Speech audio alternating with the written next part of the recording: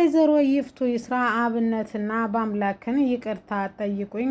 ምክንያቱም እኔ የህብስቴ አጋች ካልሆንኩ ሁሉም ሰው የተሰበሰበበት እግሬ ስር ወርደህ ይቅርታ እንዲጠይቀኝ በማለት ህብስቴም ሶፋ ላይ ሶስቱም ተደርድረው ብርቄ ከክፍለ ሀገር እንደመጣችም ራቱን አቆዩ። ቆይ አሁን አታቀርቢው፣ ምክንያቱም ይቅርታ ጠይቀኝ ስትልም እኔ አግችሻለሁ ወይስ አላገኩሽም ብላ ይፍቱ ይስራ ስትጠይቀት አላገሽኝም ብላ ብትንተባተብም ነገር ግን እግሩ ስር ወርቆ ይቅርታ እንዲጠይቃ ፈጽሞ አልፈለገችም እና ህብስቴ ምን እንደምታረግ ግራ ገብቷታል።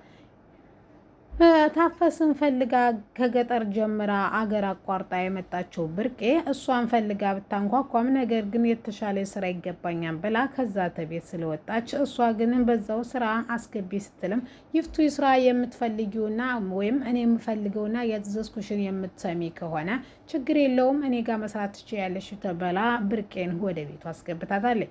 አሰላሙ አለይኩም ወራህመቱላሂ ወበረካቱ። ውድና የተከበራችሁ የቻናላችን ቤተሰቦች እንዴት አደራችሁ? እንዴት ዋላችሁ?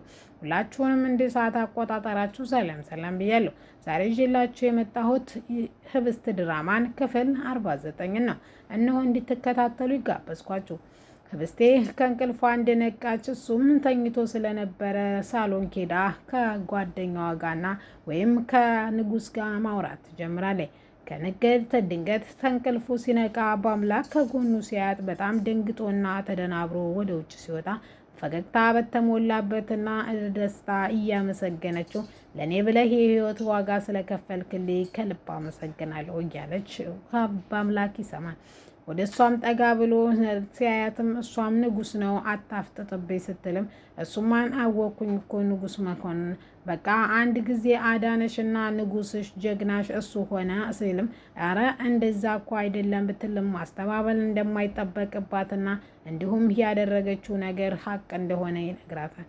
እንደዛ አይደለም ብላ ብዙ ብታስተባብልም አሁን ወደ ክፍልሽ ገብተሽ መተኛት ትችያለሽ፣ ነገር ግን በር መቆለፍሽን ዘሪ ብሎ ጥሏት ይሄዳል። በጧትም ተነስታ ተንቅልፏ ተነስታም ስትወጣም እንግዲህ ማንም ሰው ሳያያት ወደና በአምላክንም ሳትቀሰቅስ ወደነ ንጉስ ጋር ታቀናለች። ማታ እየጠረጠረው እሱ ነው ንጉሷ እሱ ነው ጀግናዋ ብሎ እሱም ባያውቁትም ነገር ግን ፈጽሞ እሷ በንጹህ ልቧ ብትቀርበውም ንጉስ ግን የፍቅርና እንዲሁም ልቡ ሳይደነግጥባት አይቀርም። ይሄን ያየው አብነት ምን ማድረግ እንዳለበት ግራ ገብቷል። እህቱ ታፈስን ብትሆንም ካወቀ በአምላክ ይገለዋን ወንድሜን ብላ እጅጉኑ ስጋት ውስጥ ገብታለች። ነገር ግን የት እንዳደረ ራሱ የማያውቀው ለራሱ ስራ አመቻችቶ ወደ ክፍለ ሀገር እንዳይመለስ ቀየው ብዙ እንትን ስላለበት ተጓደኛው ጋር በጣም ስለተጣሉና እንዲሁም በጣም ስለተጎዳ ያሳስሩኛ ወይም ያወግዙኛ ብለው ስላሰበ ወደ ክፍለ ሀገር መሄዱን ትቶ እዚሁ ስራ ለመጀመር አስቧል። ታፈስ ለምን እዚህ እንደመጣች ሁሉንም ነገር ትነግራታለች። በቃ እና አባዬ ጋር መስራት ካልፈለግሽ አትሰሪም፣ ነገር ግን ደሞዝሽ እንዳይቆረጥና እንዲሁም እዚህ እየፈለግሽውን የተሻለ ስራ እንድትሰሪና እናትሽንም የተሻለ ነገር እንድታደርግላት እፈልጋለሁ ስትልም እሺ ትላለች። ለእኔ ብላችሁ ይሄን ሁሉ መከራ ወንድምሽ ሳይቀር ከሀገር ተሰዳችኋል፣ ስለዚህ ይህችን ማድረግ እችላለሁ በማለት ወደ ይፍቱ ይስራን ቤት ሄደው እንግዲህ ይጠይቋታል። እሷም ለምንድን ነው የኔ ቤት እኮ መፈንጫ አይደለም፣ ስትፈልጊ ወጥተሽ ስትፈልጊ የምትገቢበት ብላ ታፈስ ላይ መጮኋን ትጀምራለች። ህብስት ቀዝቀዝ ባለ ድምፅ አባዬ አንድ ነገር እንድታደርግልኝ ፈልጌ ነበረ፣ ህብስቴ ምንድን ነው ብሎ ሲጠይቃት ታፈስ እዚህ ቤት መስራት አትፈልግም፣ ስለዚህ ከኛ ቤት ወጣና እንደፈለገች ውጭ እንድትሰራና እንዲሁም እኛ እንደ ቤተሰብ ማረፍ በፈለገችበት ሰዓት መታ እንድታርፍና ቤተሰብ እንድንሆናትና እንዲሁም ደመወዟ እንዳይቋረጥባት ፈልጋለሁ ስትል አባቷ ተናግራለች። አቶ አለሙ ውስጡ ቢነድም ነገር ግን ምንም አማራጭ የለውምና ሚሊዮኖችን ለማግኘት እነዚህን ሺዎችን ማውጣት ግድ ስለሚለው እሺ ብሎ ይስማማል። እሷም አባቴ ያመሰግናለሁ ብላ እንግዲህ በአምላክ ሊሸኛት ይሄዳል። በአምላክ ምን እንደማደርግ ግራ ገብቶታል። ደውሎም ቶሎና ሲለውም አይ እኔ አልመጣም ብሎ ነበረ። ነገር ግን በፍጥነት እዛ ቦታ ነበረ የተገኘው። ለምንና እንዴት በዛ ቦታ ሊገኝ እንደቻለ ሲጠይቀው እኔ ተደበላልቆብኛል በማለት ይናገራል። ነገር ግን በአብነቴ አንድ ነገር መናገር ፈልጌያለሁ ይለዋል። እሱም ምንድነው ሲልም ስለ ንጉስ ነው ሲል ስለ ንጉስ ምንም ነገር መስማት አልፈልግም በማለት ይናገራል።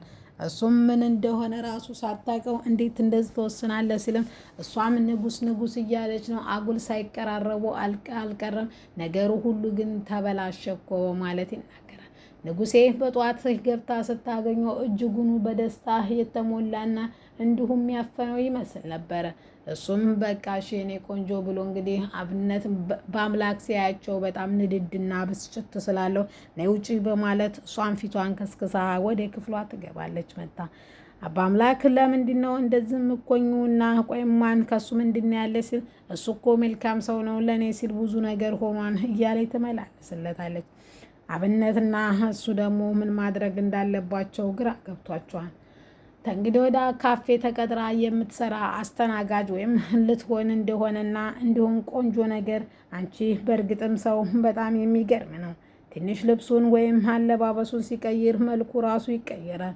እኔንም እያስኮረመምሽ ነው፣ ከልብ አመሰግናለሁ። ነገር ግን ከአባት ወንድሜም እኔም እኮ ሸክም ሆንክብህ ስትለውም እሱም ምንም ሸክም አልሆናችሁብኝም፣ ይሄ የኔም ተከራይቸው ነው፣ የራሴ ቤት አይደለም፣ የእናንተም ቤት አይደለም፣ ይሄ እኩል የምንኖርበት ነው፣ አንድ ቀን ሁላችንም እንወጣለን በማለት ይናገራል።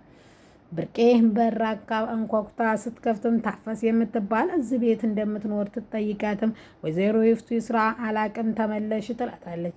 እዚህ ማንም የለኝም እባክሽ አስገቢ ብላ ብትለምናትም ነገር ግን ይፍቱ ይስራ እኔ እዚህ የመጣሁት እሷን ብዬ ነው ስትል እሷ እኮ የቤት እመቤት አይደለችም ስትል ትናገራለች።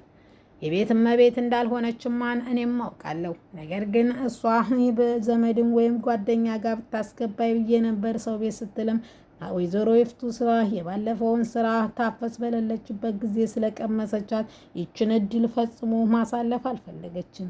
ስራ እንዲጀምርና ኪችኑንና አንዳንድ ነገር ካሳየቻቸው በኋላ ብርቄም ፈጠንና እንዲሁም ዘገምተኛ ሴት ሰው አልፈልግም ስላለች ፈጠን ማለቱን ታይዘዋለች። አቶ አለሙ በር ከፍቶ ሲገባም እራት ላቅርብ ብላ ስትመጣም እሱ ግን ቆይማን እስቲ ቆያለሁ ይላል። እሷም እሺ እንደዛ ከሆነ ብላ ወደ ኪችን ስትገባም በአምላክ መጥቶ አንድ ነገር ላናግርህ ነበር ትለዋለች። እሱም ምንድነው የምታናግሪ ስል እና እሷንም ስለምፈልጋት ወይም ያችን ህብስትንም ጠርተህ እንድትመጣ ስትል ታዘዋለች። ግራ በገባበት እንደማፈቅራት ልትናገርብኝ ነው በማለት እጅጉኑ 99 ዲግሪ ልቡ ይመታል።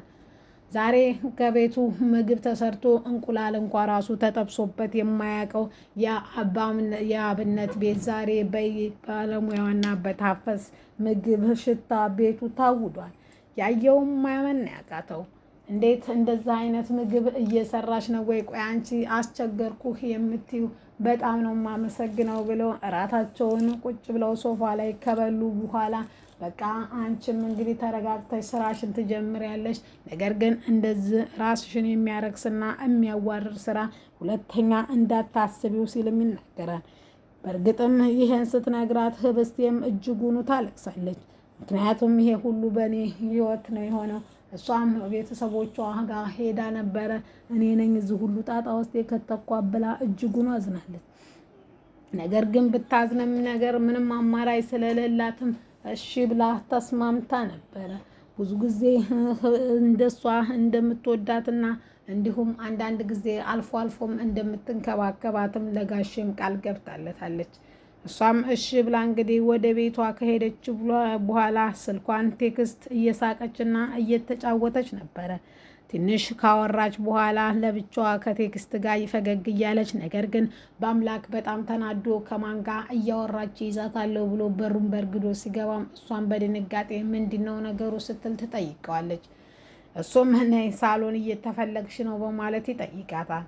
እሷም እሺ ብላ ትቀመጣለች። ሶፋ ላይ እንደተቀመጡ ባለፈው ህብስት በተያዘችበት ጊዜ እኔ ካልያዝኳት ወይም እኔ እጄ ተለለብኝ ሰው ሁሉ የተሰበሰበበት ይቅርታ እንደምትጠይቀኝ ቃል ገብተህልኛል። አሁን እኔ አላሳገጥኳትም፣ ስለዚህ ይቅርታ እንድትጠይቀኝ እፈልጋለሁ ስትልም ትነግረዋለች። በአምላክ እኔ ያንቺን ሴራ እያወቅኩ መቼ ይሄን እላለሁ? ቀድመሽ ሄደሽ እንዳትናገር አድርገሻት እንጂ ይህን ስራ አንቺ ነሽ የሰራሽው ሲል የሚደመደምባታል። ለማን መመስከር እንዳለባት